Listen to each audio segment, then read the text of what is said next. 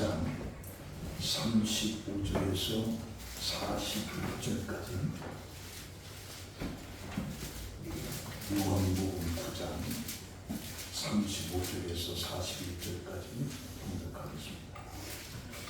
예수께서 그의 그 사람을 쫓아냈다 하는 말을 들으셨더니 그를 만나사 이르시되 내가 인자를 믿느냐? 대답하여 이르되 주여 그가 누구시오니까? 내가 믿고자 하나이다. 예수께서 이르시되 내가 그를 보았거니와 지금 너와 말하는 자가 그이니라. 이르되 주여 내가 믿나이다 하고 절하는지라. 예수께서 이르시되 내가 심판하러 이 세상에 왔으니 보지 못하는 자들은 보게 되고 보는 자들은 맹인이 되게 하려 함이라 하시니, 바리새인 중에 예수와 함께 있던 자들이 이 말씀을 듣고 이르되 우리도 맹인인가? 예수께서 이르시되 너희가 맹인이 되었더라면 죄가 없으려니와 본다고 하니 너희 죄가 그대로 있느니라. 아멘. 봉독한 말씀으로 내가 인자를 믿느냐라고 하는 내용으로 함께 우리를 봤습니다. 루이스라고 하는 학자는 이성적인 사후 사이에 명백한 모순으로 혼란을 겪었다.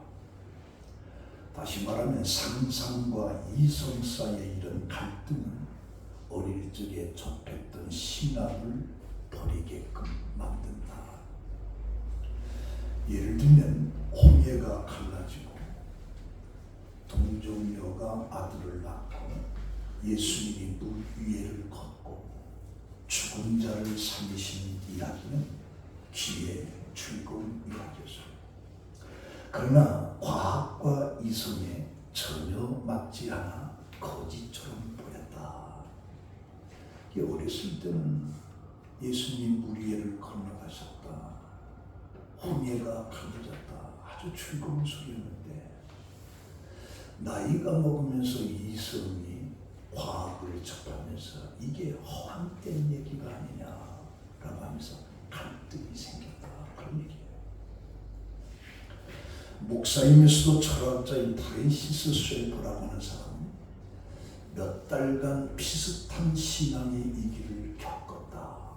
그리고 깨달음을 얻은 후에 아내 에디스에게 기독교를 믿는 데는 한 가지 이유가 있다고 말하면서 그 이유는 바로 기독교가 사실이라고 하는 이야기다라고 하는 편지를 썼습니다. 심지어 예수님과 동고동락을 하는 자들이 물 위에를 걷고 물로 포도주를 만들고 죽은 사람을 살리고 떡과 물고기로 수천 명을 먹이는 광경을 두 눈으로 똑똑히 본 제자들, 예수님이 죽은 자 가운데서 부활하실 것이라고 하는 것을 미리 말씀했는데도 불구하고 실제로 예수님이 죽었다가 부활하자 그들은 의심을 품었어요.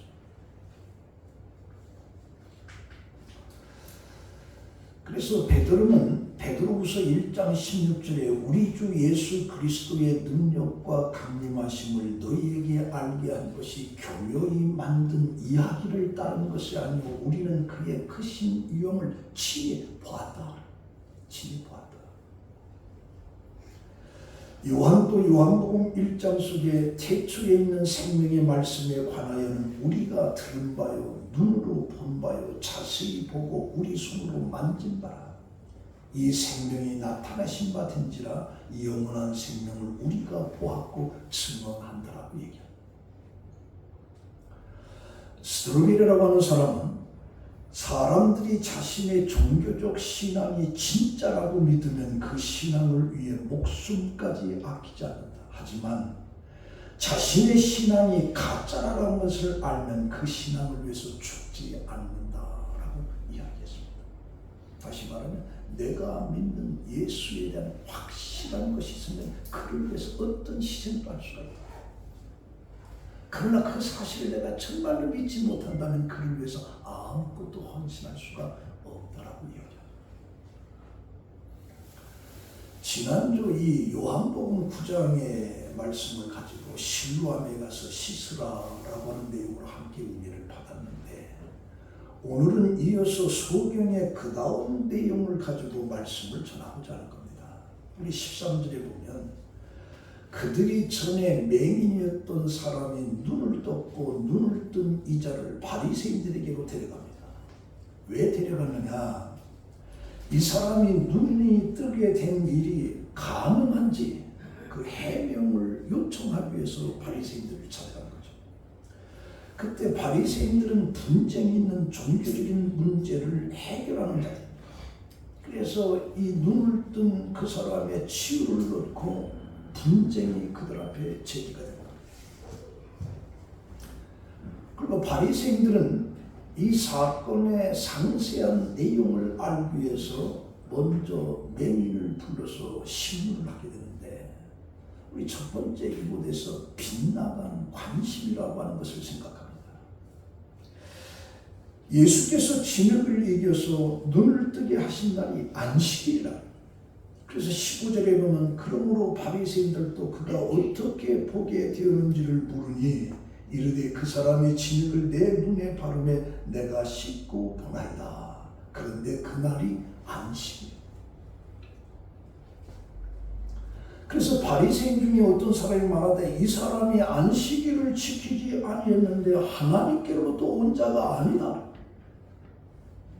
그러자 어떤 사람들은 죄인으로 어떻게 소경의 눈을 뜨게 할 수가 있느냐 라고 하는 사실과 논쟁이 붙기 시작하는 겁니다. 그러니까 소경의 눈을 뜨게 한 것으로 보면서 하나님께로 온 자가 아니다. 안식일을 범했으니까 하나님께서 온 자가 아니고 가짜다.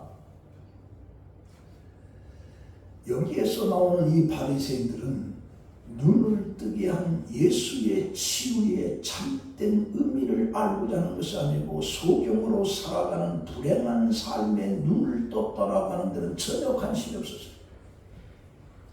안식일을 범했느냐라고 하는 오직 종교적인 것에만 관심을 가지고 그 잣대를 들이는 거예요. 그래서 그들은 결정을 못하고 다시 맹인에게 묻습니다. 그 사람이 내 눈을 뜨게 하였으니 너는 그를 어떠한 사람이라 하느냐. 그 눈을 뜬 소경이 선지자다. 예수가 대체 누구이기에 이런 엄청난 소경의 눈을 뜨게 했는가라고 하는 관심이 전혀 없고 바리새인들은 눈이 떠진 결과보다는 그 과정 속에 자기들의 상식 속에 안식일을 범했다라고 하는 이것으로 예수에게 접근합니다. 왜 소경이 눈을 떠진 것이 안식일에 일어났다? 이 바리새인들의 입장에서는 안식일에 진흙을 만들어서 안식에 그 노동을 했다는 거죠. 이것이 안식일을 범했다. 그러니까 눈을 뜨게 했다라고 하는 건 전혀 관심 없고 안식일을 범했다라고 하는 사실을 들어서 예수를 죄인으로 몰고 가는 거죠. 안식일을 지키지 않았으니까 이 사람은 하늘에서 온 것이 아니다. 메시아가 아니다. 유대 종교 지도자들은 안식일에 간단한 일도 하지 못하도록 규례를 정하고 있습니다. 예를 들면 안식일에 등잔에 기름이 떨어지면 기름을 넣지 못해요. 기름을 넣으면 안식일을 범한 것이 됩니다. 손톱이나 머리나 수염을 깎아도 안식일을 위반한 것으로 정죄를 당합니다. 유대인들의 안식일 규례는 위독한 환자만 치료했을지 근본적인 치료는 하지 않고 그 치료는 병이 악화되지 않을 정도만 하고 안식일을 지나서 고치는 것이 그들의 안식일 규례예요. 제가 오래전에 성지순례를 갔는데 호텔에 들어가는 그때가 마치 안식일이었습니다. 이 사람들은 엘리베이터로 이 보단 누르는 것도 일로 생각해가지고 우리 보고 누르라. 그리고 저녁에 불을 켜야 되는데 불을 켜면 안식일을 범하니까 이방인들, 애굽 사람들 종들을 갖다가 불을 켜겠구나. 그만큼 그들은 안식일을 귀하게.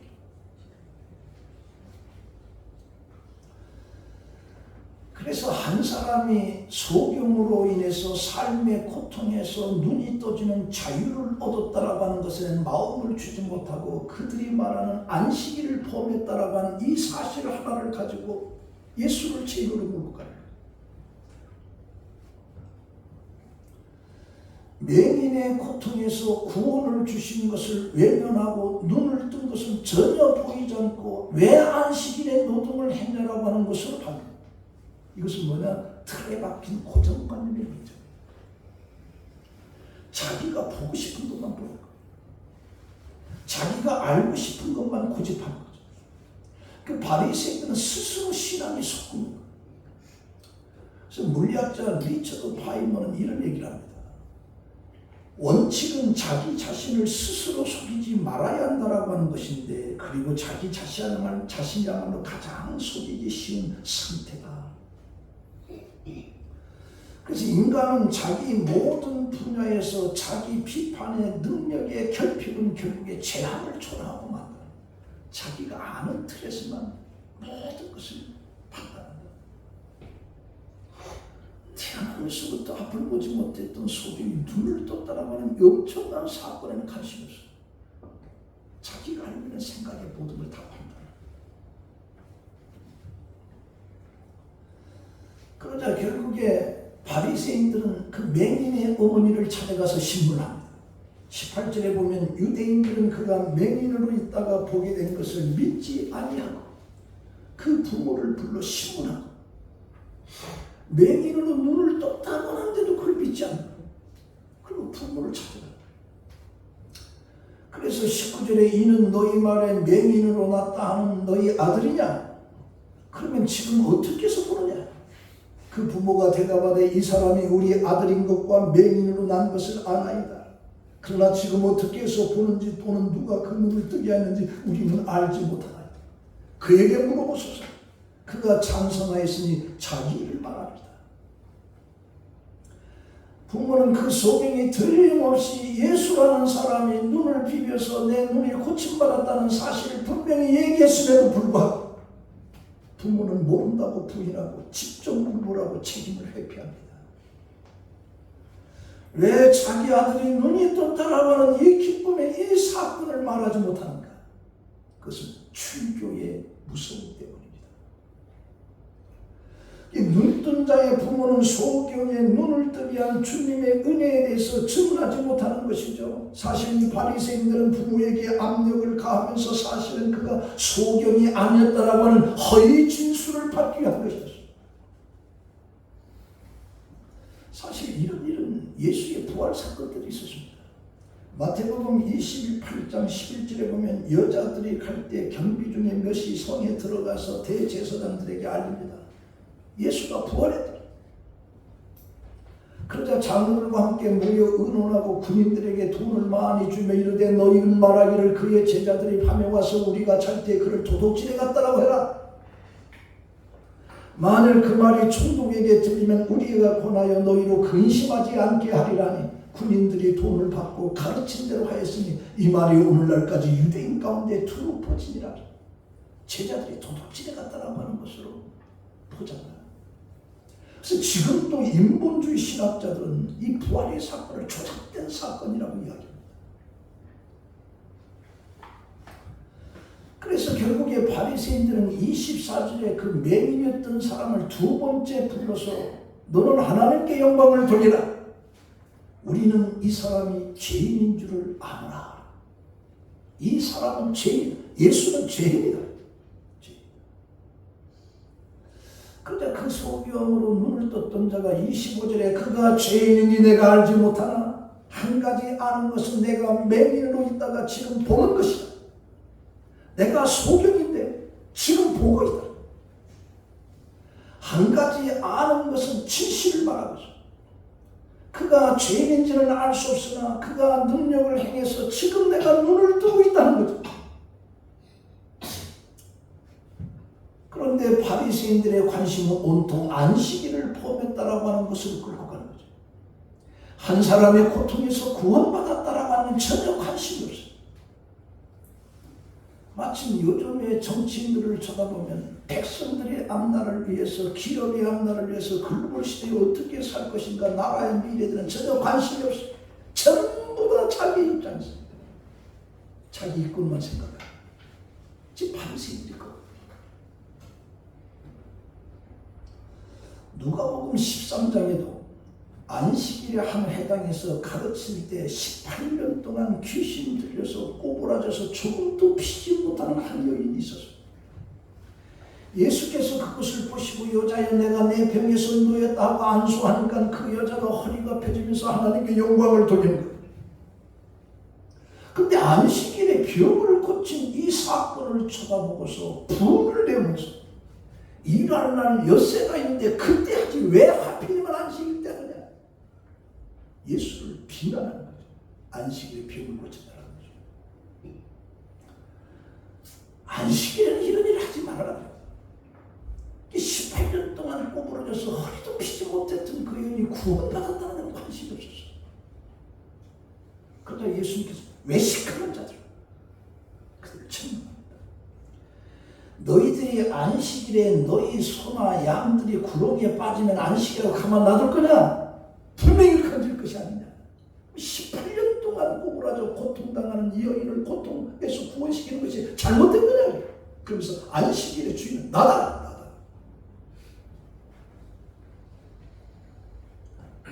누가복음 6장에도 비슷한 사건이 하나 있는데 안식일 날 예수님과 제자들이 함께 지나가 너무너무 배가 고프니까 밀밭사이로 지나갈 때 밀 이삭을 잘라서 비벼서 먹었어요. 비벼서 먹은 이것이 노동이다. 노동. 바리새인들이 지적하면서 어째서 안식일에 하지 못할 일을 하느냐고 지적하는 거죠. 예수는 안식일에 주인하다. 이런 모든 것들이 뭐냐? 배려심이 없는 거예요. 그 18년 동안 고통당하고 나면서부터 소경이 눈을 뜨게 된 배고파서 정말 밀리삭을 잘라 먹을 수밖에 없는 그런 고통에 대한 배려심이 전혀 없다는 거예요. 그리고 자기 관심 속에 모든 걸 다 해요. 빛나는 관심, 빛나는 관심. 두 번째는 소경의 담대합니다. 그러나 바리새인들은 다시 묻습니다. 26절에 보니까 그들이 이르되 그 사람이 내게 무엇을 하였느냐, 어떻게 눈을 뜨게 하였느냐. 그러니까 이 눈을 떴던 이 소경이 하는 얘기가 뭐냐, 내가 지금까지 일렀어도 듣지 않고 어찌해서 다시 듣고자 하느냐. 그래서 당신들도 그의 제자가 되기를 원하느냐. 여기서 이 눈뜬 사람은 놀라운 담대함을 가지고 바리새인들이 주님의 정체에 불신하는 말을 하자 그들의 무지함을 지적하고, 그래서 당신도 그들의 제자가 되려고 합니까? 라고 묻습니다. 그러자 28절에 그들이 욕합니다. 그들이 욕하여 이르되 너는 그의 제자이니 우리는 모세의 제자라. 하나님이 모세를 말씀하여 주신 줄 우리가 알거니와 이 사람은 어디서 왔는지 알지 못하노라. 이 사람이라고 하는 욕입니다. 다시 말해 이놈, 이 새끼야. 이놈은 어디서 왔는지 모르겠다라고 욕을 하는 거죠.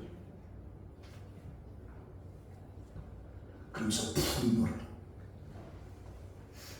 그러자 30절에 그 눈뜬 소경이 대답하기를 이상하다. 이 사람이 내 눈을 뜨게 하였으되 당신들은 그가 어디서 왔는지 알지 못하는도다. 여기 이상하다라고 하는 말은 상대방을 조롱하는 말입니다.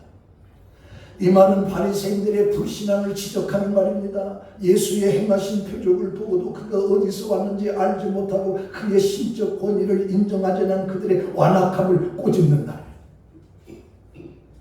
그래서 뭐라고 하느냐. 31절에 하나님이 죄인의 말을 듣지 아니하시고 경건하여 그의 뜻대로 행하는 자의 말을 들으시는 줄 우리가 아나이다라고 하면서 조리 있게 바리새인들의 주장을 논박을 합니다. 그래서 32절에 장세 후로 맹인으로 난 자가 눈을 뜨게 했다는 말을 내가 듣지 못하였으니 이 사람이 하늘로부터 오지 아니하였다면 아무 일도 할 수 없다. 눈을 뜨게 할 수가 없다라고 하는 말을 이야기합니다. 그러자 크기에 따른 바리새인들이 뭐라고 하냐.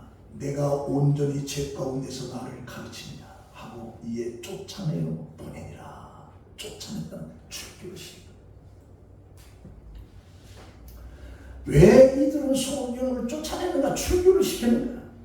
소경이 예수로 인해서 눈을 떠줬다라고 하는 것은 더 이상 다른 사람들에게 전해져서는 안 되기 때문에, 다른 사람에게 전염되는 것을 막기 위해서 이 사람이 하나님께로부터 오지 아니하면 아무 일도 할 수 없다는 확고한 신앙 고백이 결국에 그 사람에게는 출교와 시험을 당하는 것으로 쫓겨납니다. 그래서 사실 요한복음 3장에도 바리새인 중에 니고데모가 밤에 예수를 찾아와요. 밤에. 그것은 뭐라고 하냐? 하나님이 함께 하시지 아니하시면 이러한 표적을 행할 수 없다라고 하는 고백을 밤에 몰래 와서 예수에게 고백을 합니다. 한편 예수님은 메시아로 시인하는 자는 누구든지 출교시키겠다라고 하는 유대인의 의혹과 두 차례에 걸친 신문에도 불구하고 고침을 받은 이 사람은 예수에 대한 신앙을 공개적으로 고백하는 담대함을 보여주고 있습니다. 대개 이 정도 되면 보통 사람은 글쎄요, 두리뭉실하고 글쎄 나 잘 모르겠네요,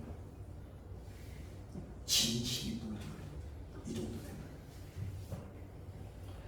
자신이 해를 당할지라도 주님과 그가 행하신 구원의 일들을 가감없이 증언하는 성도, 주님의 은혜를 귀하게 여기는 이런 신앙의 모습을 이 소경에서 우리가 접하는 거죠. 우리는 예수 그리스도를 통해서 구원의 기쁨과 확신을 가지고 있으면서 이런 사실을 전하지 못합니다. 하나님이 우리에게 주신 은혜는 영광스럽고 자랑스러운 것입니다. 하나님이 주신 은혜는 나의 목숨보다 물질보다 더 위대한 나의 재산이고 나의 소망입니다. 그래서 사도 바울은 빌립보서 3장 8절에 모든 것을 해로 여기면 내가 그리스도 예수를 아는 지식이 가장 고상하기 때문이라. 내가 그를 위하여 모든 것을 잃어버리고 배설물로 여기면 그리스도 안에서 얻고 발견되려 함이라. 예수 그리스도를 알고 보니까 모든 것들은 전부 다 배설물로 같은 것이다. 베드로전서 2장 9절에도 오직 너희는 택하신 족속의 왕같은 제사장이요 거룩한 나라요 그의 소유된 백성인 이는 너희를 어두운 데서 불러내어 그의 기이한 빛에 들어가게 하신 자의 아름다운 덕을 선전하게 하려 함이라. 예수의 구원의 아름다운 것을 전하게끔 하게 하는 것이라. 마가복음 8장에 보면 누구든지 이 음란하고 죄 많은 세대에서 나와 내 말을 부끄러워하며 인자도 아버지의 영광으로 거룩한 천사들과 함께 올 때 그 사람을 부끄러워하리라. 내가 예수에 대한 이야기하는 것을 부끄럽게 생각하면 마지막 날 주님도 하나님 앞에 너를 부끄럽게 생각하겠다. 또 하나 우리가 생각하고자 하는 것은 우리 결론적인 부분이 있어요. 찾으신 하나님. 이게 오늘 35절에서부터 마지막 절까지. 우리 인간에게는 창조된 아담과 하와는 선악과를 따먹지 말라라고 했는데도 불구하고 그것을 따먹고 두려움으로 숨어있는 그 아담과 하와를 찾아오시는 하나님. 노뎀나무 안에서 죽기를 기도하는 엘리야를 하나님은 찾아와서 그에게 위로를 주시면서 새로운 사명감을 주십니다. 오늘 이 말씀 속에 예수님은 출교당한 소경의 소문을 들으시고 그를 몸소 만나 위로를 주시는 장면이 나옵니다. 만약에 이 사건이 출교당한 것으로 끝났다라면 별다른 감동을 얻지 못해요. 그러나 일부러 예수님은 그를 찾아왔다라고 하는데 큰 감동을 주는 겁니다. 이것은 우연이 아닙니다. 찾으셔서 만난 것입니다.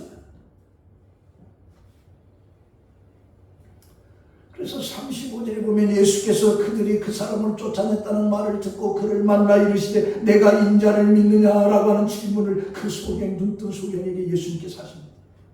그가 말하기를 그가 누굽니까? 내가 믿고자를 원합니다. 내가 그를 보았느냐? 지금 너가 말하는 자가 그이니라. 그 말을 듣는 순간에 그 눈물 뜬 소경은 주여 내가 믿나이다 하고 절을 여기서 주여 믿나이다라고 하는 것은 신앙 고백인 것이죠. 신앙 고백이라고 하는 건 우리의 삶에 엄청나게 중요합니다. 여기서 소경은 처음에 예수를 만났을 때 하나의 인간으로 보았습니다. 그 다음에는 선지자로 인식했습니다. 결국에는 메시아로 고백을 한 겁니다. 주여 내가 믿나이다 하고 절을 한 거죠. 이 주 앞에 엎드렸다라고 하는 것은 그가 왕이시며 주이시며 하나님의 아들이시며 전지전능하신 분임을 드러나는 행위며 또한 도움을 주시는 주님께 대한 믿음과 구속자에 대한 신앙이며 기도를 들어주시리라는 확신에 찬 믿음의 표시. 주여 내가 믿나이다 하고 그 앞에 엎드려 절하는 예수를 메시아로 고백하는 그는 자신의 삶을 모두 예수에게 드린 것입니다. 그래서 신앙 고백이라고 하는 건 뭐냐? 자신과 하나님과 이웃과 사단에게 나는 예수에게 속했다라고 하는 것을 선언하는 것이 신앙 고백이에요. 이런 선언을 한 사람은 주님이 온전한 자로 자기의 사람으로 인정하는 겁니다. 종교 지도자라고 하는 여기서 나오는 바리새인들은 사람들이 판단과 정죄만 했지 구원을 이끌지 못합니다. 그들은 백성을 사랑하는 마음이 없습니다. 예수님이 이 땅에 오신 것은 양을 찾아 구원하러 오셨다라고 하는 사랑의 표현인데 그 종교 지도자들은 그런 모습을 전혀 찾아볼 수가 없었습니다. 그래서 예수님께서 요한복음 6장 37절에 아버지께서 주시는 자는 결코 내어 쫓지 아니하리라. 누가복음 24장에 오면 예수님이 십자가의 죽음으로 인해서 모든 제자들이 희망을 잃고 엠마오로 고향으로 낙항하는 두 제자를 예수님께서 찾아보시면서 그들에게 모습을 보이면서 내가 다시 살아났다. 실망과 좌절 속에 찾아갔어요. 어쩌면 오늘 우리도 삶 속에 절망과 좌절과 낙심 속에 빠졌을 때 주님은 우리를 사랑하시게 우리를 찾아오시는 거예요. 찾아와서 위로를 주신 거예요. 그러면서 39절에 예수께서 이르시되 내가 심판하러 이 세상에 왔으나 보지 못하는 자들은 보게 하고 보는 자들은 맹인이 되게 하려 함이라. 예수님께서 세상에 오신 것은 죄인을 구원하기 위함이지만 동시에 죄인을 심판하기 위해서 온다. 이 말을 듣고 있던 바리새인들이 뭐라고 하느냐? 그럼 우리도 맹인인가? 이렇게 반문하는 그 바리새인들은 자신들이 누구보다도 율법에 정통하고 또한 심오한 신학적 지식을 갖고 있음을 과시함과 더불어서 예수의 말씀을 은근히 조롱하는 거예요. 우리도 맹인인가? 그러나 예수님께서는 바리새인들의 교만을 차라리 그들의 세상적으로 무지하였다면 영적인 소경이 되지 않았을 것이다. 스스로 의롭고 지혜로운 자로 여기기 때문에 도리어 영적 무지와 교만으로 하나님의 진노를 피할 수 없다라고 얘기합니다. 그래서 로마서 1장 22절에 스스로 지혜 있다 하나 어리석게 되어 썩어지지 아니하는 하나님의 영광을 썩어질 사람과 새와 짐승과 기어다니는 동물 모양의 우상으로 바꾸느니라. 사람들이 조금 배웠고 뭘 안다라고 하는 자기 스스로의 이것이 결국에 멸망으로 이끌어간다는 멸망. 그래서 세상에는 스스로 지혜 있다고 여기다가 오히려 우둔하게 돼서 멸망에 이르는 자가 참 많습니다. 그래서 예수님께서 41절에 이렇게 말합니다. 예수께서 너희가 맹인이 되었더라면 죄가 없으려니와 본다고 하니 너희 죄가 그대로 있느니라. 예수님의 심판은 보지 못하는 자들로 하여금 보게 하는 것이고 그러고 이제 보는 자들은 소경이 되게끔 한다. 영적인 것인데 바리새인들은 예수의 진리의 말씀을 전혀 깨닫지 못하는 거죠.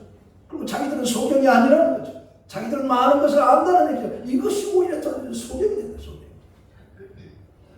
그러니까 자기들의 의를 주장하는 것으로 영적 교만으로 심판을 부르게 되는 겁니다. 심판. 내가 좀 아는 것으로 결국에 교만에 빠지고 그것이 결국에 나를 멸망으로 가게 됩니다. 자, 오늘 이 말씀을 결론 맺습니다. 예수님은 내가 심판하러 이 세상에 왔으니 심판하러 왔다. 그러면 이 세상을 심판하러 온다면 이 세상은 대체 어떤 세상이냐? 창조된 의도에서 벗어난 세상입니다. 창조하시고 보시기에 좋았더라. 창세기 1장 31절에 하나님이 지으신 그 모든 것을 보시니 보시기에 심히 좋았더라. 저녁이 되고 아침이 된 이는 여섯째 날입니다. 창조하신 이 세상이 보기에 좋았더라고 했는데 그 세상이 변한 겁니다. 왜? 불순종의 죄로 변합니다. 그래서 창세기 6장 6절에 땅 위에 사람 지으셨으면 한탄했다. 마음에 근심하시고 이르시되 내가 창조된 사람을 내가 지면에서 쓸어버리되 사람으로부터 가축과 기는 것과 공중의 새까지 그리하리라. 이는 내가 그것을 지었으면 한탄함이라. 창조하시고 보시기에 심히 좋았더라고 표현했던 그 하나님이 6장에 와서 내가 한탄하고 후회한다는 거예요. 왜? 죄악 본질에서 벗어나.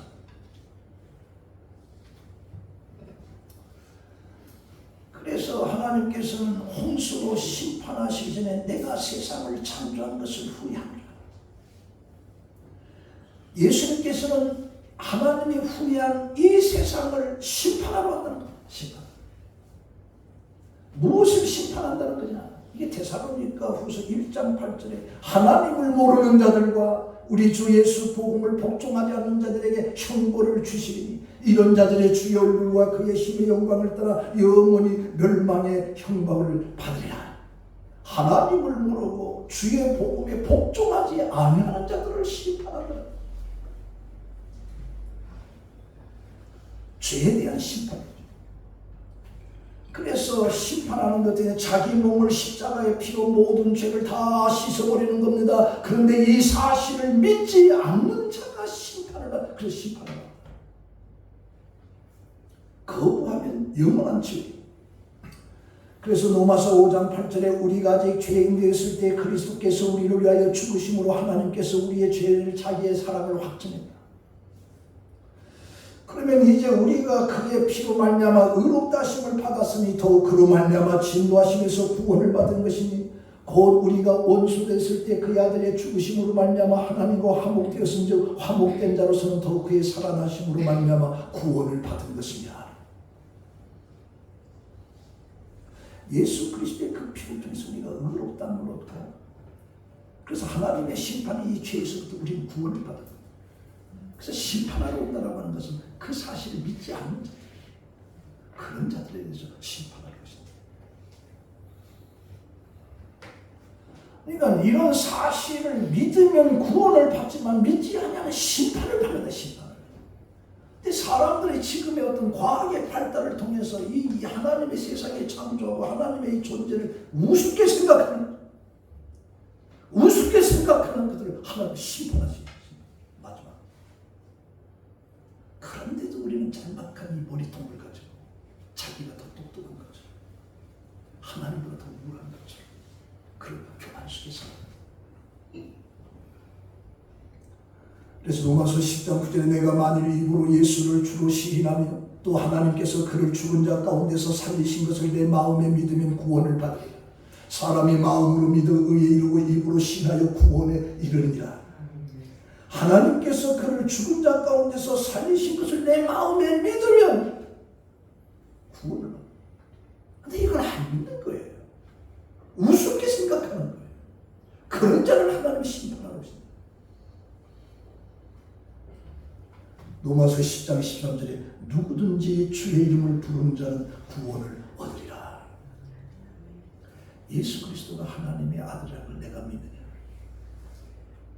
예수 그리스도를 통해서 내가 영생을 얻었다는 걸 내가 믿느냐? 그 믿음의 확신 속에 우리는 놀라운 축복의 삶이 보장돼요. 세상의 똑똑한 사람들은 그걸 믿지 않고 우습게 생각하지만 우리는 믿습니다. 이런 믿음을 통해서 영생의 놀라운 축복을 소유하는 우리 성도와 성도님들이 되기를 예수의 이름으로 축원합니다. 기도하겠습니다. 하나님 감사합니다. 아무것도 자랑할 것 없는 우리에게 예수 그리스도의 그 복음에 대한 확신과 믿음을 통해서 우리는 영생이라고 하는 놀라운 축복을 받게 해주신 것을 참으로 감사를 드립니다. 우리가 좀 더 똑똑했다라고 하면 그것을 믿지 못했을 텐데 우리는 부족하기에 그 사실을 확실하게 믿어지게끔 하는 믿음을 주신 하나님, 주여 내가 믿나이다 라고 주님 앞에 절했던 그 소경처럼 오늘 우리도 믿나이다 절하면서 하나님을 경배의 삶을 살아가는 우리 모두가 되게 하여 주시옵소서. 예수님의 이름으로 기도합니다. 아멘. 찬송가는 442장